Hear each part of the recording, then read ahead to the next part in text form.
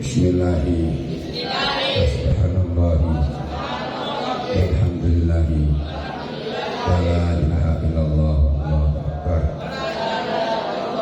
Wa la hawla wa la quwwata illa billahil aliyyil azim Al-azizil alim Adada kulli harfin kutiba Wa yudabu Abadal abidin Wa darajah Subhanaka La ilma lana illa ma 'allamtana innaka antal alimul hakim. Allahumma zidna ilman wa fahma ya kasifal muskilat iksif annal hujubah an wujudi hadhil ma'ani hatta nattali'ah ala khafiyati hadhil muskilat wa akhbazna minal khata'i wa zalami wa anta muwaffiqu kulli amrin wa anta alamul ghuyub innal ladzina yashtaruna bi ayatillahi thamanan qalilan ulaika ma khalaqa lahum Bismillahirrahmanirrahim. Al-bab tsani. Sekarang bab yang kedua. Tadi kita sudah khatam satu bab, satu pintu menuju pintu yang kedua. Pintu yang pertama menjelaskan tentang keistimewaan, keutamaan orang yang belajar mengajar, keistimewaan, keutamaan ilmu, keutamaan ulama, keutamaan belajar mengajar belajar. Yang kedua, bi adabil muta'allim, dalam tata caranya belajar, aturannya belajar, bi nafsihi, pada dirinya, yang hubungannya pada dirinya belum menyangkut terhadap orang lain. Perilakunya orang yang belajar terhadap dirinya itu apa? Wa bihi asratu anwa'in minal adab. Tata cara atau aturan-aturan belajar dari sisi dirinya sendiri atau kepada dirinya sendiri ada 10 tata cara. Paham? Orang yang belajar punya aturan, punya tata cara. Satu yang hubungannya dengan dirinya sendiri, berarti nanti ada lagi bagaimana kalau perilaku terhadap guru, perilaku terhadap kawan, perilaku terhadap kawin, perilaku terhadap orang tua. Nanti akan ada sendiri. Sekarang perilaku terhadap diri sendiri. Karena sebelum kita memperbaiki, membangun sikap kita terhadap orang lain, perlu kita reformasi sikap kita terhadap diri kita sendiri. Ada 10 tata cara. Pertama, al-awwal ayyutahhira qalbahu min kulli ghasyin wa tanasin wa khilin wa hasadin wa su'i aqidatin wa su'i khuluqin. Ketika kita melangkah mencari ilmu, belajar atau jadi santri, Ini pertama kali yang harus kita dahulukan adalah bersihnya hati. Membersihkan hati kita. Dari apa? Satu, dari gosip, yaitu segala perbuatan penipuan, bujuk pada diri kita atau kepalsuan. Wadanasin, jadi gosip itu menampakkan kebaikan tapi sebenarnya di dalamnya adalah kejelekan atau kejelekan yang disembunyikan, itu namanya gosip. Seperti Anda menjual jajan yang sudah busuk terus diletakkan di dalam, di pinggirnya yang baik-baik saja. Nah, di sini artinya bagi kita sebagai pelajar, jangan sampai apa yang ada di dalam hati kita itu kotor. Jangan sampai lahir kita itu lebih baik daripada, lebih jelek atau lebih baik daripada batin kita. Jadi jangan sampai lahir kita kelihatannya karo wong, kelihatannya karo konco, ahli ibadah, ahli tirakat, ahli riyadhah, tapi padahal enggak. Kelihatannya orang yang baik, sopan dan santun, ternyata enggak. Kelihatannya selalu menolong orang lain, kenyataannya tidak.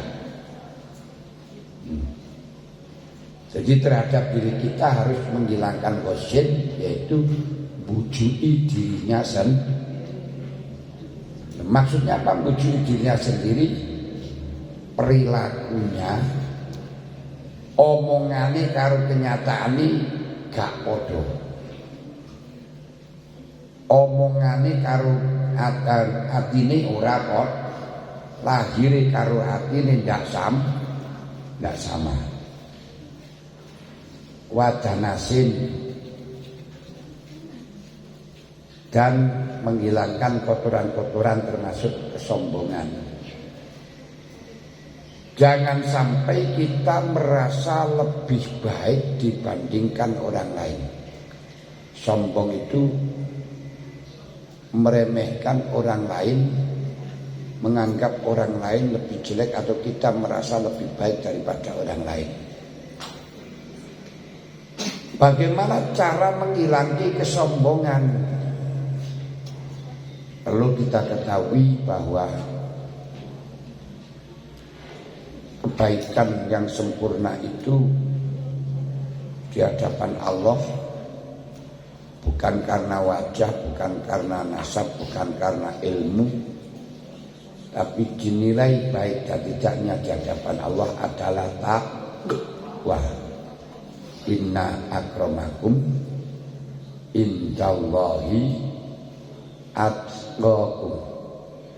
Paling mulia-mulia engkau di hadapan Allah adalah takwamu. Sedangkan takwa itu tidak dilihat dari lahirnya, tapi dilihat dari batin. Nah, dilihat dari batinnya. Innallaha la yanzuru ila suwarikum. Salat berarti sing delok orang kunjopo nitok, tapi walakin yanzuru ila qulubikum. Artinya, dan baiknya sesuatu tidak dilihat dari sekarang, tapi dilihat dari khawatir. Innamal a'malu bi khawatimiha. Sebab amal itu yang dianggap adalah yang paling akhir, yang paling akhir. Nah, saat ini senajan toh kehidupannya kelam, tapi akhirnya baik, itulah yang dianggap baik. Mantan bajingan lebih baik daripada mantan santri. Sekalipun tuh asalnya bagus, nilainya baik, tapi akhir-akhir membeli, itu jelek. Lebih baik yang asalnya membeli, asalnya gak baik, kemudian menjadi baik. Iku inamal a'mal bi khawatimiha. Sudah banyak yang dicontohkan kemarin-kemarin. Sedangkan kita khawatirnya tidak tahu. Makanya jangan meremehkan pada orang lain yang kau anggap itu remeh. Belum tentu ternyata dia menjadi orang yang sukses, menjadi orang yang baik, menjadi orang yang mulia. Sedangkan engkau yang kelihatannya engkres, tiba-tiba jadi dodol rokok eceran. Gak ngerti nasibnya, kita gak ngerti, kabeh gak ngerti. Karena Allah yang tahu. Banyak yang ketika di pondok dihina-hina, di pondok dicemooh, di pondok diremehkan, tapi setelahnya pulang malah jadi orang yang besar dan orang yang sangat wibawa dan terkenal. Di pondok menjadi primadona, di pondok menjadi idola, tapi di rumah ternyata tidak jadi apa-apa. Ngakeh kata ini mulai coba remehno kowe. Roda berputar. Wakilin, jangan punya unek-unek jelek. Walah guruku kae paling ya untuk ngene, walah ngene, jangan, gak usah. Wakilin, jangan berunek-unek jelek. Walaupun juga mungkin jelek. Contohnya kamu sekarang ini kalau lewat pertigaan, perempatan selalu ketemu dengan polisi-polisi cepek. Itu gak boleh kita ngarani polisi cepek. Lalu bagaimana kita husnuzon, itu orang yang membantu kepada kita, membantu kepada orang yang lewat di jalan, membantu orang yang nyabrang. Ini pahalanya besar sekali. Pahalanya besar. Arti orang yang menjadi penjaga pertigaan, perempatan untuk menyelamatkan orang, itu pahalanya besar. Kalau diniati baik, kalau diniati untuk membantu bukan mencari uang. Jadi uang dikasih yo, alhamdulillah gak diwenehi, innalillah ya. Jika gelem gak dikai gumem. Giling unek-unek kelek, termasuk dendam. Kita nono nggak habis berhasil. Kita nono nggak punya duit tak kei ini ya. Kita nono barangmu tak mungkin dulu tak oleh ini unek-unek Allah. Unek-unek Allah itu kerentek-kerentek yang untuk melakukan kejelekan, jangan sekali-kali. Ini untuk pribadi. Berarti bagaimana kita harus niat yang baik. Saya belajar untuk membantu lain orang. Saya belajar untuk lakoni perintah pangeran. Saya belajar sarana pendekatan diri kepada Tuhan. Ojo sampai aku lagi ngalim, aku lagi pinter jani aku ngalim aku tak pangan bejo. Wa hasadin, hasud,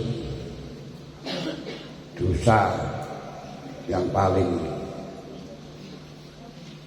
yang di dunia sudah mendapatkan balasan langsung dan di akhirat lebih besar lagi, yaitu adalah hasad. Hasad itu apa? Dengki. Dengki itu apa? Tidak suka kalau orang lain sukses. Tidak suka kalau orang lain sukses. Itu jenenge hasud. Kalau kamu ingin sukses seperti kawanmu, itu bukan hasud, enggak masalah, no problem. Kamu ingin berhasil seperti kawanmu, bagus. Ingin mendapatkan istri cantik seperti kawanmu, bagus. Itu bukan namanya hasud, itu namanya punya cita-cita, keinginan apa-apa. Lah hasud itu bagaimana? Hasud itu Gak suka kalau kawannya sukses, gak suka kalau kawannya kaya, gak suka kalau kawannya punya istri cantik, gak suka kalau kancarnya temannya ngalim, gak suka kalau kawannya menang, gak suka kalau temannya segala-galanya. Niku hasud. Orang hasud itu siksaannya langsung di dunia. Karena apa? Karena kalau kamu tidak suka dengan kesuksesan temanmu dan kesuksesan temanmu dengan tidak sukaanmu itu tidak pengaruh. Nanti setelah temanmu tambah sukses, kamu tambah sakit hatimu. Tambah sukses, tambah sakit, akhirnya ngenes. Mati ngenes. Di akhirat sedus dosa. Tapi banggalah kalau temannya mendapatkan kesuksesan. Karenanya belajar untuk mengungkapkan selamat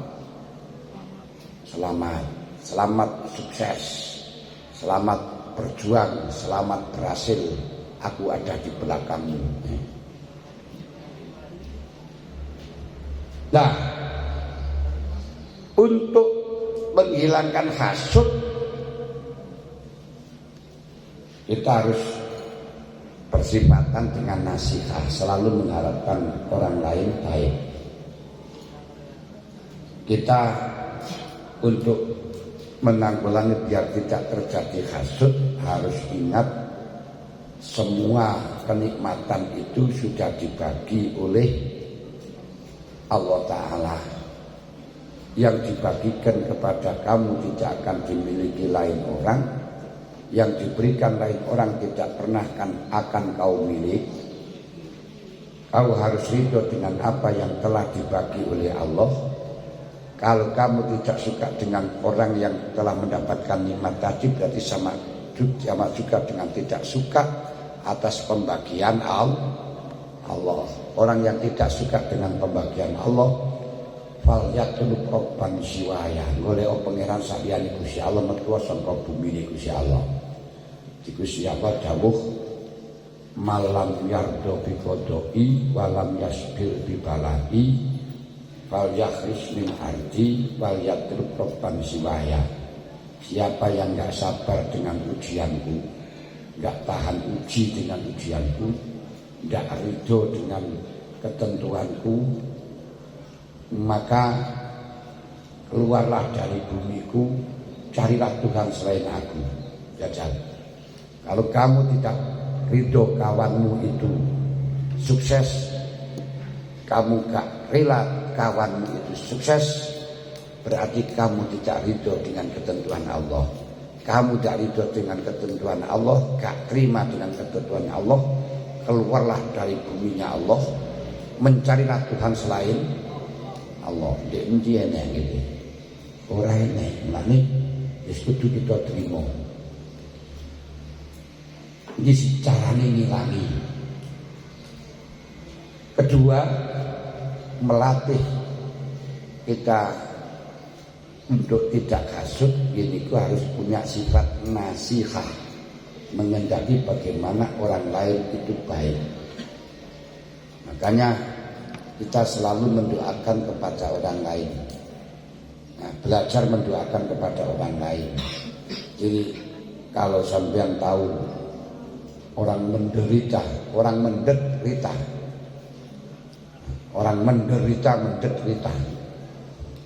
ono wong golek sampah, dongakno, gak usah banter-banter, dongakno, ya Allah, jadikanlah mereka sukses, berilah kejembaran dalam rezekinya, ampunilah dosanya, berilah kesehatan, tambalilah kekurangannya.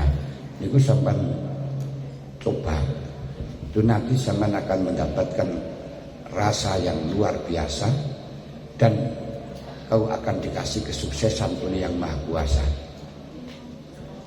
Di ngoten ana wong bangun gak mari-mari, dongakno ya Allah, berilah kesuksesan dia di dalam membangun. Segeralah kemudahan di dalam mencari dana di dalam bangunan ya Allah. Ridhoilah dia ya Allah, ampunilah dia ya Allah, jembarkan rezekinya ya Allah.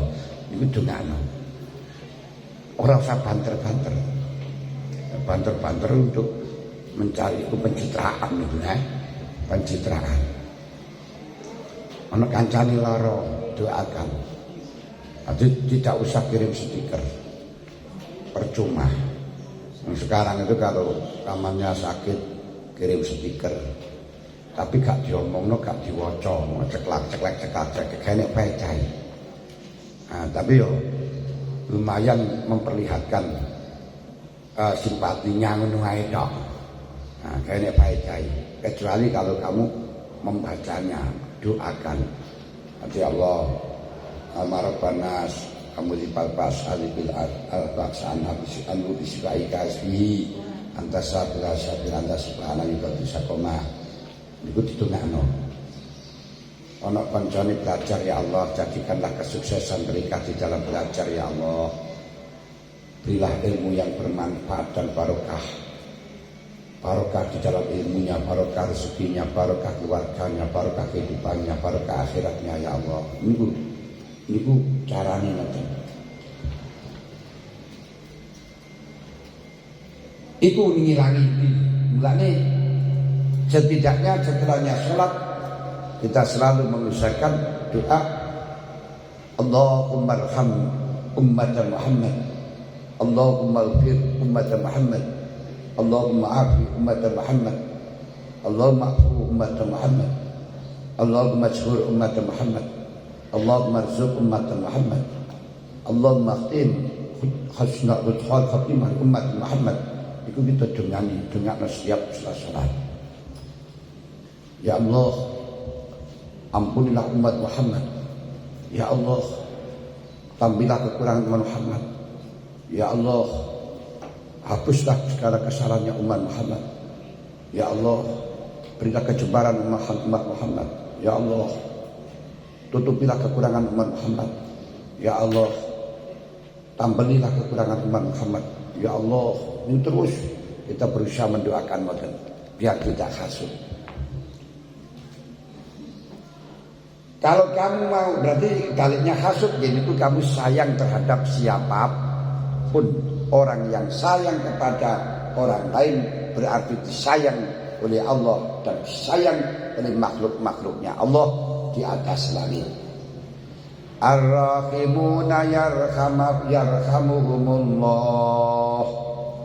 Irhamu yarhamkum man bis samawati wal ard.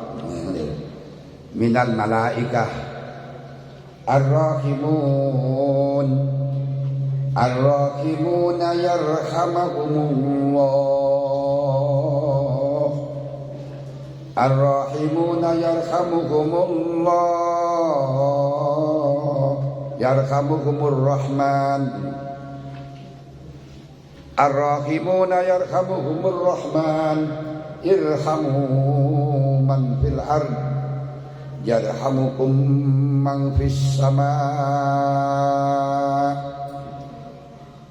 Orang-orang yang menyayangi kepada makhluknya Allah, orang-orang yang disayang oleh Allah, sayangilah makhluk-makhluk yang ada di bumi. Makhluk yang ada di langit akan menyayangimu. Ini berarti ngilangno hasud. Wasuli akidatin, dan jangan sampai berakidah jelek. Orang yang akidahnya jelek walaupun mencari ilmu akan mempertebal akidah yang akidahnya enggak pas, tidak bisa wusul kepada Allah, tidak bisa mendapatkan kenikmatan dan kepuasan. Wasu'i khuluq, jauhilah, bersihkanlah dari akhlak yang jelek. Ya karimal akhlak, harus menjadi orang yang mulia akhlaknya. Apa akhlak? Apa akhlak?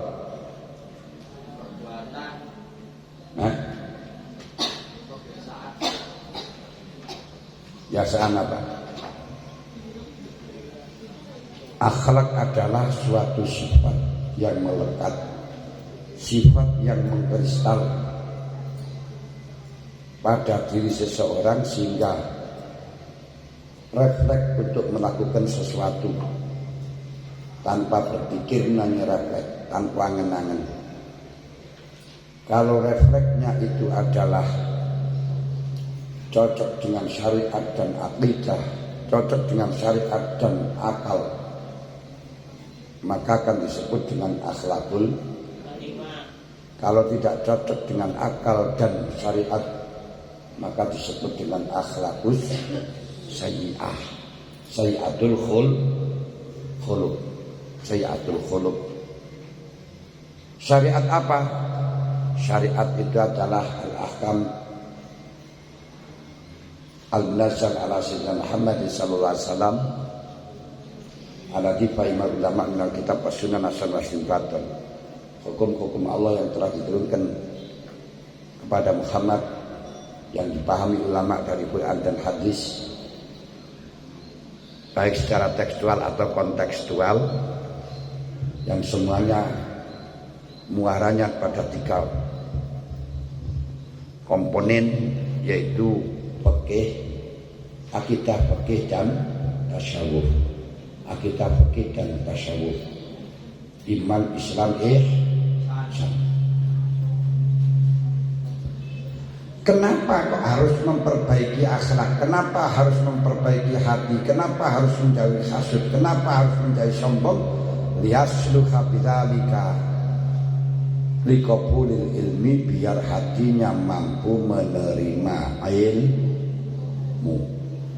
Mergo ilmu niku sing urusane karo pangeran adalah hujan atau hidayah. Hujan itu dari hujan itu datangnya dari atas ke bawah dan tentu mencari tempat yang paling bawah. Makanya orang yang tidak di bawah tidak bisa mendapatkan hujan. Al-ilmu harbun lil fatal mutakabbiri, kasaili harbun lil makanil ali wal murtafi'i. Al-ilmu harbun lil fatal mutakabbiri, kasaili harbun lil makanil ali wal murtafi'i. Ilmu niku musuhi pemuda sing sombong dan congkak, sebagaimana banjir musuhnya gunung-gunung yang tinggi. Mulane sing tawaduk. Di antara tawaduk mau belajar dengan kawan sendiri, mau belajar dengan konco sendiri, mau bertanya dengan kawan sendiri, walaupun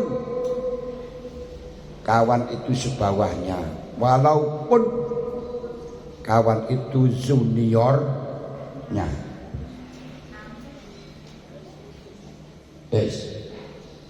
Wa hifdhihi, dan supaya bisa menjaga ilmu. Ilmu niku isone terjaga dengan takwa, dengan hati yang bersih. Mulane Kanjeng Nabi dawuh, man arada ayyahfadzal ilma fa alaihi khamsu khisalin. Diriwayatkan al-kamakal, man arada ayyahfadzal ilma fa alaihi khamsu khisalin.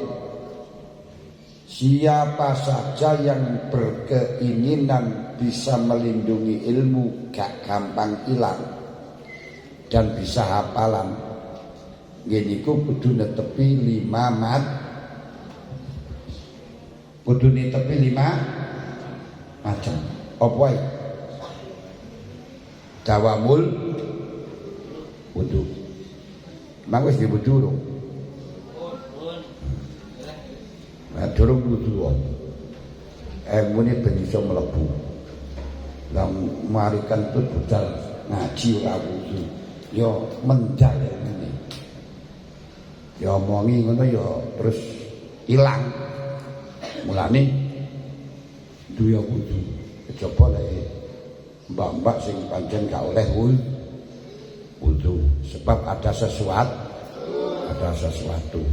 itu tidak bisa disamakan dengan orang yang tidak punya sesuatu. Nomor loro napa? Ben ilmune terjaga,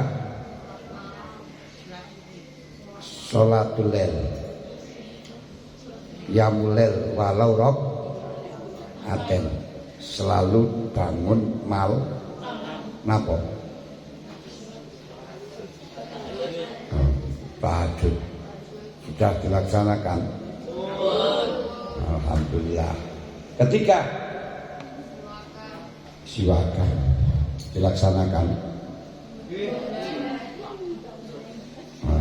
Keempat, at-taqwa bisiri wal alani.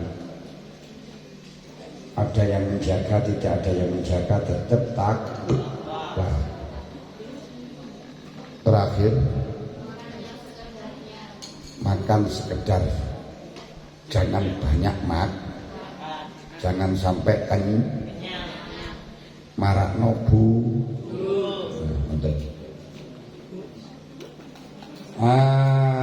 Wal itla ala dako iki ma'ani, dan ketika hatinya bersih akan bisa melihat makna-makna yang sangat indah di dalam ilmu.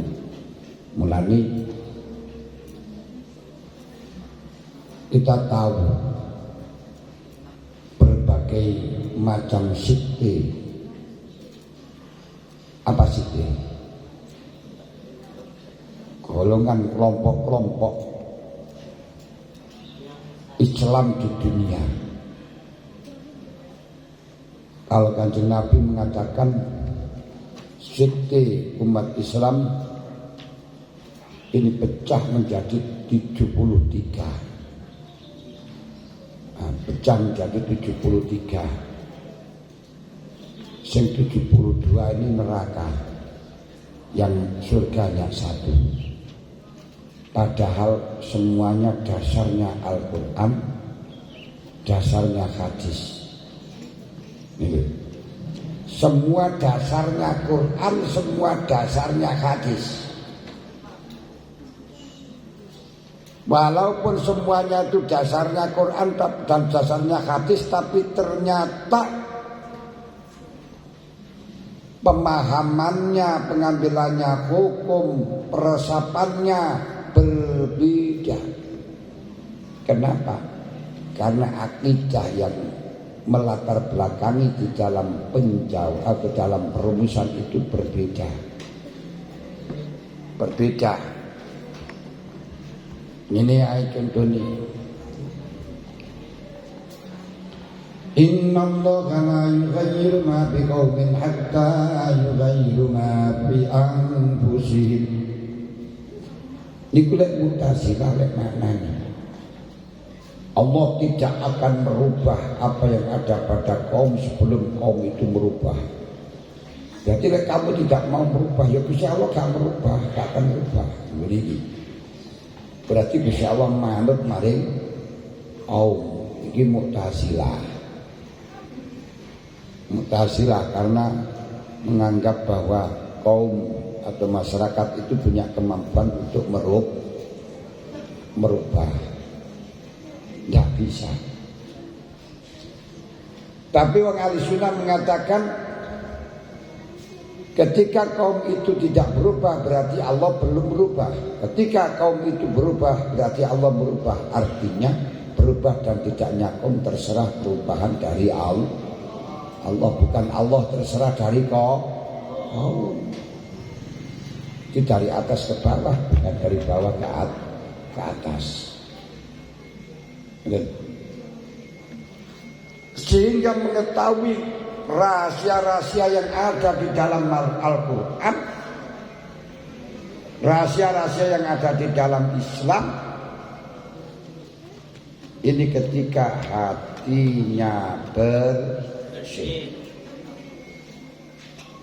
Contohnya wong sing gak ngerti rahasiane niku nggih. Orang yang akan menyamakan gender.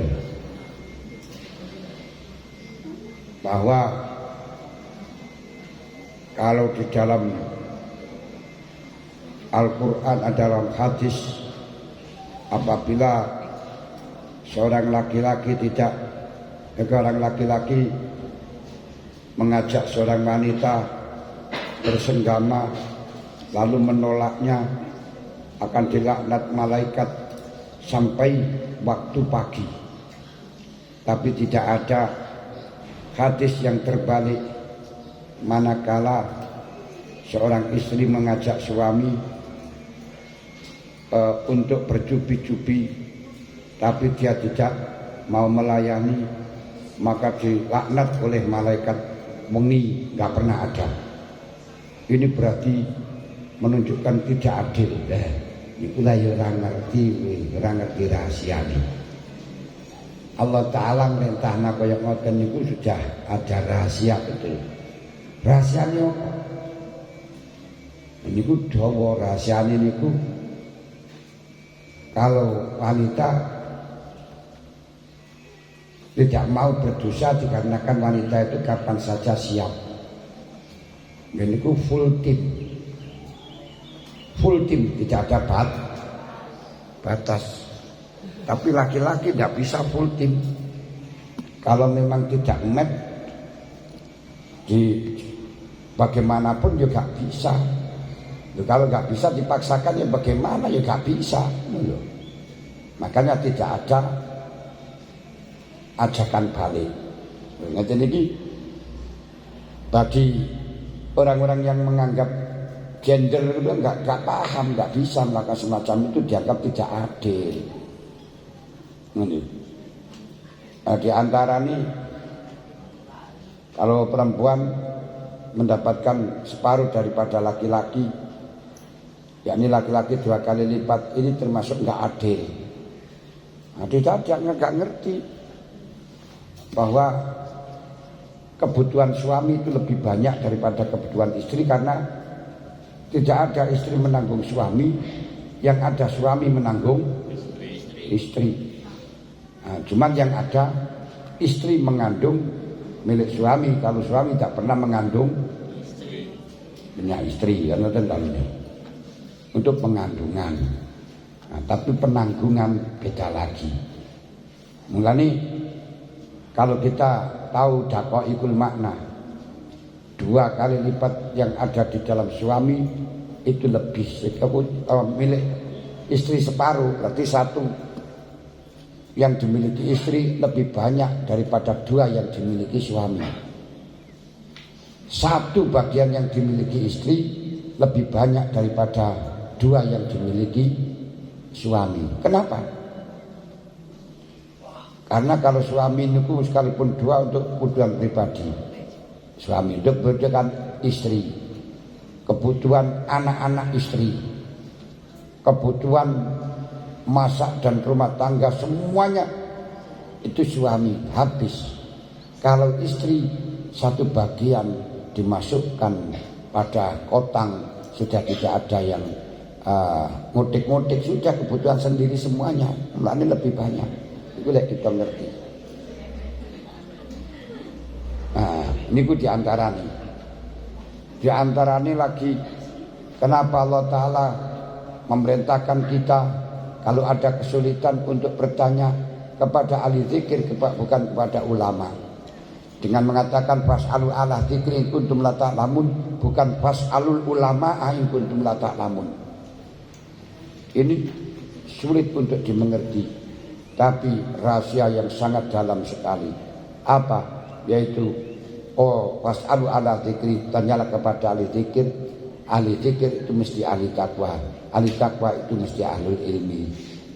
Orang yang tidak ahli ilmi tidak mungkin takwa. Orang yang tidak takwa tidak mungkin kuat zikir. Loh, ini anu rahasia ini. Wal fahmi ala taqoi ma'ani wal fahmi li gawat midihilan mahami maring lembut itu samar-samari ilmu. Samar-samari ilmu. Seperti kemarin saya sampaikan tentang kejanggalan para Sayyidina Umar di dalam menanggapi ayat Al-Quran giniku surat Fatah Surat Nasr. Idza jaa nasrullahi wal fath wa ra'aitan nasa yadkhuluna fi dinillahi afwaja fasabbih bihamdi rabbika wastaghfirhu innahu kana tawwaba. Ini memang kelihatannya sederhana, tapi Sayyidina Umar yang memahami ciri-cirinya, rahasianya itu langsung memanggil para senior-senior untuk menafsiri. Ternyata semuanya menafsiri dengan cara normatif. Baru Ibnu Abbas, orang yang hebat di dalam maknani dalam Al-Quran, memahami rahasia yang ada dalam idza jaa nasrullahi wal fath. Kan kemarin sudah saya sampaikan, itu diantaranya niku podo Al-Qur'an ni podo hadisi, bedo atine bedo mahamini. Perlu kecerdasan, perlu kebersihan di dalam hati. Karena ilmu niku sing kathah mukasabah laduni. Sampai belajar berkali-kali belum tentu bisa menghukumi. Saya dulu niki yang pernah saya alami yang sangat agung menurut saya, yaitu ketika waktu masa di Pondok Lirboyo, saya menghukumi pertanyaan untuk baca tarodi di antara tarawih.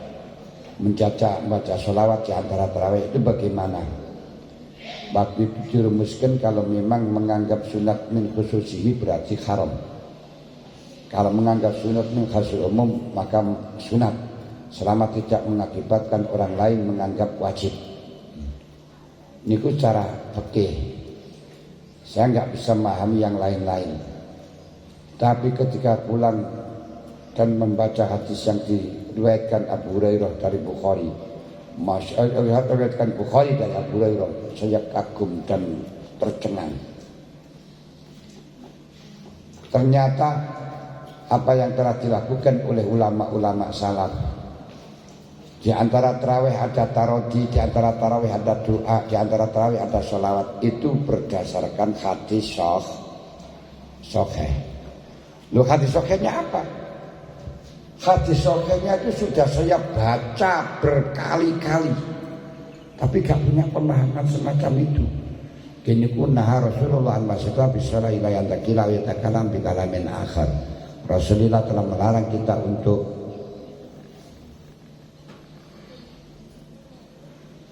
melakukan sholat setelahnya melakukan sholat yang lain kecuali pindah tempat atau zikir lain, termasuk zikir lain maca taroji. Masya Allah, ini kalau kita tahu berarti 2 pahala. Pahalanya baca taroji ini bisa tak 3. 1 karena memisah antara sholat satu dengan yang lain. 2 untuk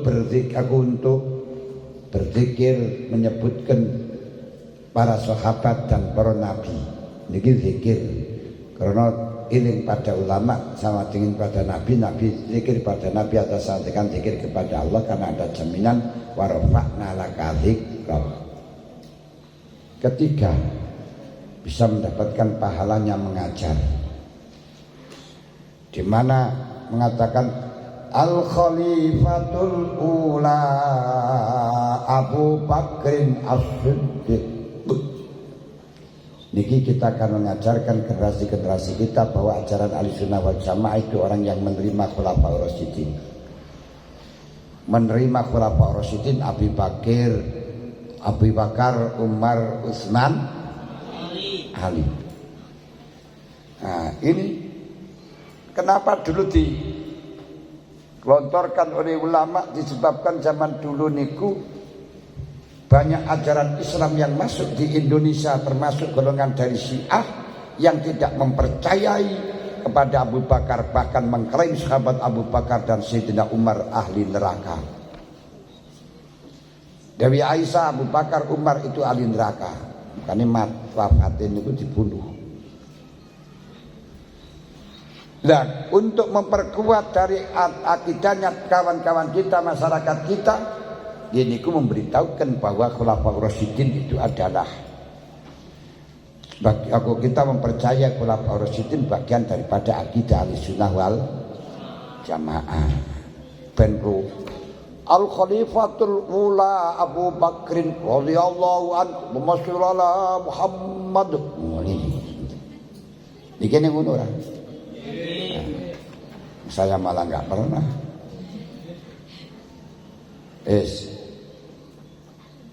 Ini kalau pahala telu niku. Tapi kalau yang tidak ngerti, tidak tahu dalilnya mengatakan bid'ah. Saya sendiri juga pernah itu bid'ah. Kenapa dalilnya sama, Qur'annya sama, hukumnya berbeda? Karena yang satu bisa menyimak makna di dalamnya, yang satu tidak bisa tembus tapi hanya kulitnya. Lu dengar iku. Kulit tidak.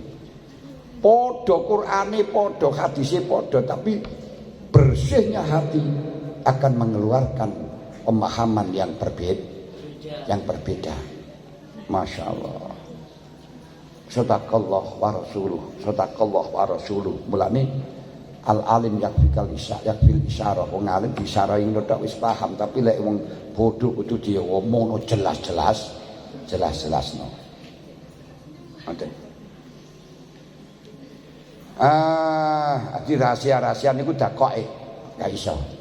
Yang kedua, golek ngaji niku bagi muta'alim harus memperbaiki niatnya di dalam mencari ilmu. Sampean sebelum berangkat ke pesantren, sebelum mengaji ilmu syariat, sebelum belajar urusan sholat, urusan poso, harus ditata niatnya terlebih dahulu. Apa saya tujuannya mengaji? Jangan sampai, kenapa kamu ngaji? Karena ikut orang tua, tidak dikasih kirimannya, misalnya. Jangan seperti itu, tapi enggak apa-apa pertama kali. Jangan sampai ke pondok niku dengan Napa kowe nang pondok terpaksa ujian nang kono ora lulus, sing bisa nerima ya pesantren tok. Nggih pesantren buahan ngono to piye. Lek wis gak lulus nang negeri baru pesantren. Yes. Bagaimana caranya biayak sidawajallahi azza wa jalla? Tujuannya melaksanakan perintah Allah untuk mencari ridho Allah. Ngalim gak ngalim hasil. Kalau cita-citanya kamu untuk menjadi orang ngalim, ketika kamu tidak jadi orang ngalim, berarti pelajar gagal. Gagal. Tujuannya ngalim tapi terus gak ngalim kan gagal dong. Saya belajar tujuannya biar mendapatkan pangkat, gak jadi oleh pangkat, gagal. Tapi kalau kamu tujuannya untuk mendapatkan ridhonya Allah, gak ngalim pun tetap hasil. Wa man qasadahu la yakhibu. Siapa bertujuan Allah tidak akan pernah tuna, tidak akan pernah menyesal, tidak akan pernah merugi.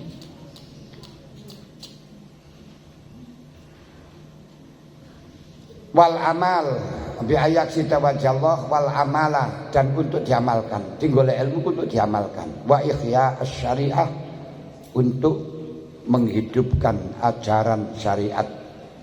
Menghidupkan syariat. Apa syariat? Tadi sudah saya sampaikan.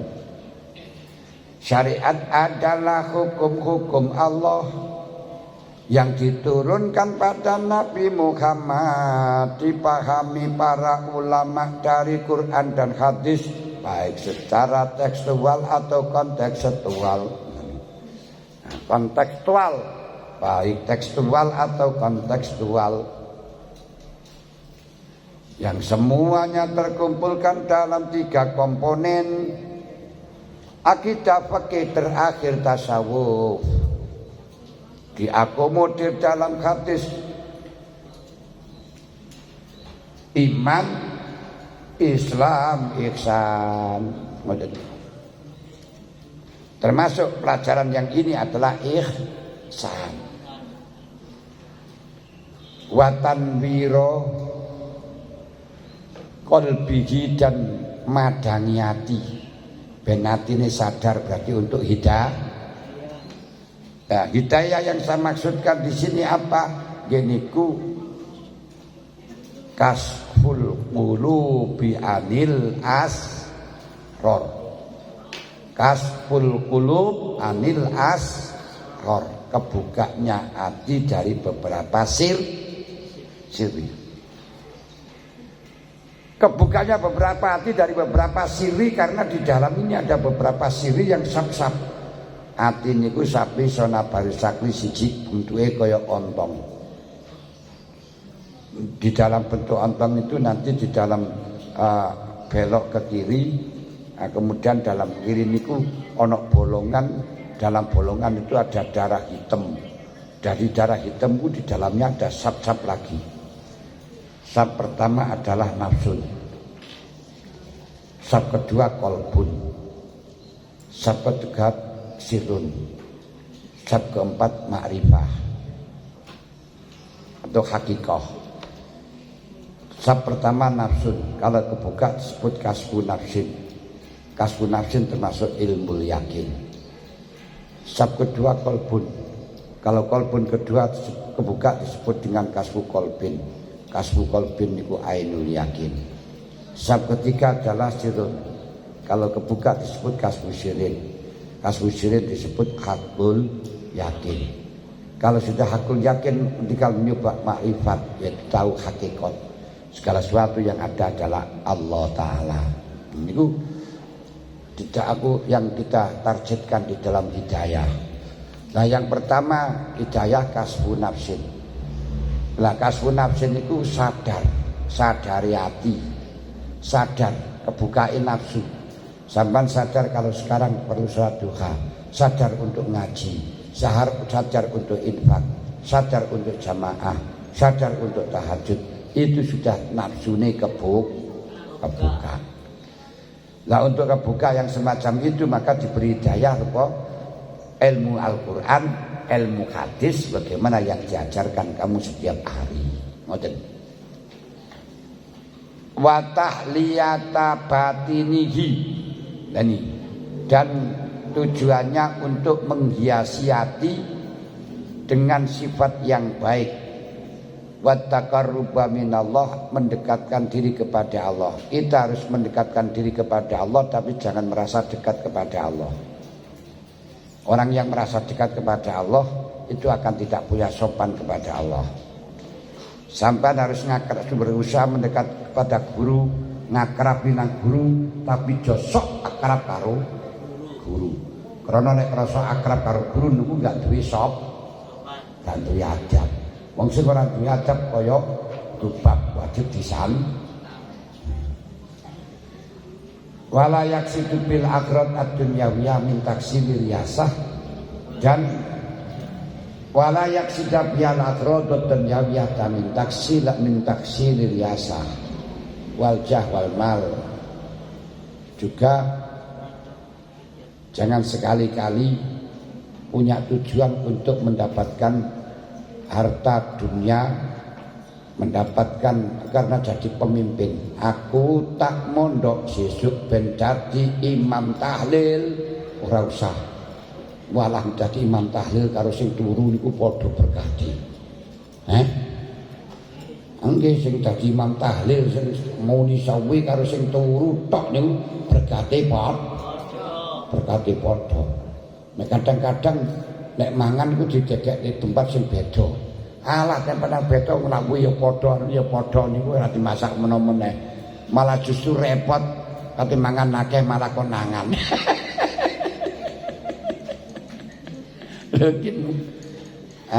Waljah, dan jangan untuk mendapatkan jah alias pangkat dipanggil Pak Ya. Pak Yai, tepak lek ngrayai. Nggih. Wal mal, dan jangan sekali-kali Anda belajar untuk mendapatkan harta. Artinya ngaji ben oleh ben oleh duit. Tidak usah kamu ingin mencari uang, biar uang mencari kamu. Jangan sekali-kali engkau untuk mencari uang, tapi harus uang mencari kamu. Maka dulu pernah saya sampaikan itu sampeyan lek seeling. Misalnya zaman skill di dalam masalah elektro, itu nanti uang mencari kamu. Tidak usah kamu jojoh jajah non itu nawarkan tentang jasamu kemana-mana, tidak usah. Tapi jadilah orang yang skill di dalam elektro yang betul mumpuni, yang betul tanggung jawab, jujur. Maka orang lain akan mencari kamu kemanapun kamu berada, akan dikejar, uang datang sendiri. Tapi kalau kamu tidak skill, gak tanggung jawab, ya nyojor no. Ayo dandani kompor. Dan itu sampean bisa jadi supir saja yang betul, supir handal, supir yang bisa dipertanggungjawabkan. Gak usah golek rono-rono. Banyak yang mencari, disuruh nyupir karena cocok. Antri-antri, gak usah. Siapa ngelamar untuk menjadi supir di sana, itu namanya mencari harta. Bingung. Kowe iso dandani mesin ngono ae, dandani desa sing apik temenanan, hebat. Orang jauh-jauh akan datang. Enggak usah kau menawarkan tukang mesin, tukang diesel. Lu sekarang ini kok apa itu namanya, tukang bos pom. Ada di Malang, itu tukang bos pom di Malang. Turun jauh-jauh sampai Kediri, sampai kemana pun datang, tidak ada pengumuman kan? Antri. Nah, sehingga proporsional di jalan-jalan tukang bos pom, mau bos pom, ora laku. Itu mencari mergo apa? Karena tidak pengalaman. Apa bos pom? Bos pom itu diesel, jantungnya diesel niku bos pom. Jadi mobil niku lek bos pom penak wis lek bos pom ngembes ya gak pati ya gak kuat, gak di tenaga. Niku sing enek niku di Malang karo di Kediri. Di Blitar ora enek iki, Bang. Jadi dokter niku masyaallah. Jadi orang usah wong ngladi-ladi, malah justru wonge gak enek niku diteni. Terus repot bisa gede kapan? Nah, niki. Iku lho, mulane ora usah kepengin golek duit. Biar uang mencari kamu. Nah berarti bagaimana? Harus skill. Ojo itu bal-balan itu sampai proporsional hebat, sudahlah dijem saja, banyak yang mencari. Nggih, gitu koyo Ronaldo niku duwite usah pirang-pirang dilamari wong terus.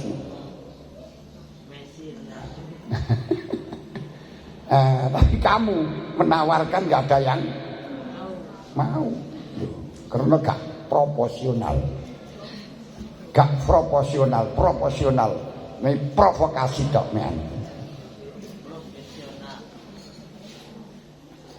Jadi wa mubahatal akron, dan jangan sekali-kali ngaji belajar hanya sekedar untuk pamer koncoku. Ki lho pangkatku saiki profesor doktor. Celukane prof. Tapi pakai prof, pakai V. Berarti provokator. Pak Prof, provokator.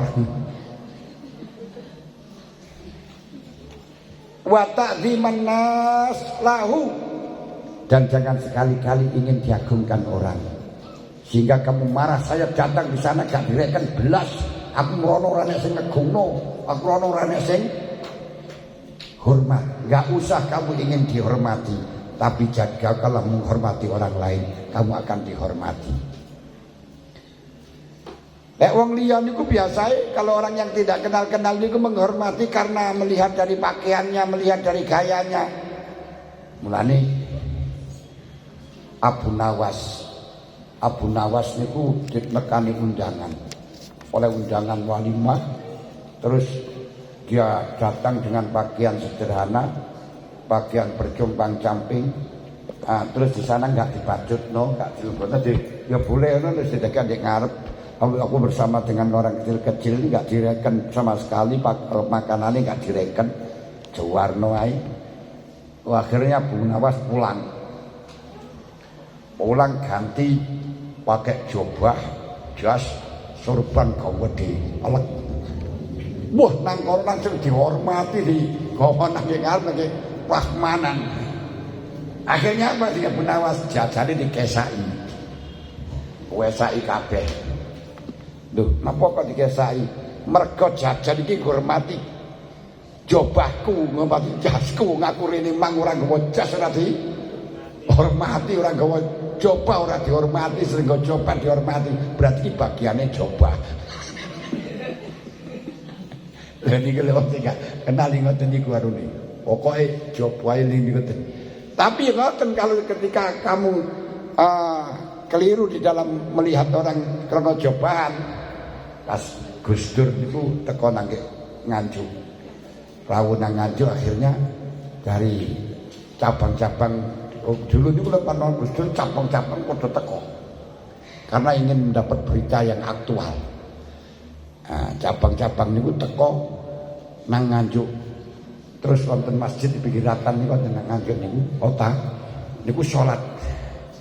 Terus di kono ono sing jobahan sorbanan ngimami, wis dikongkon ngimami dari wong ngimami nang ngarep.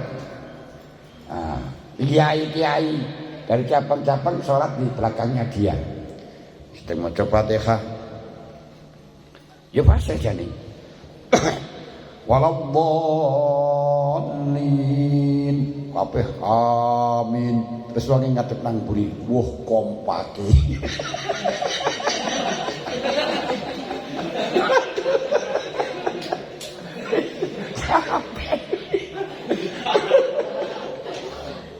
Tibake wong men wong stres sing ngami. Dengar-dengar mulane aja delok pakaiane ku pakaiane macane wong dikangane jobaan kae jurbanan. Tibake wong kentuk. Al-Fatihah.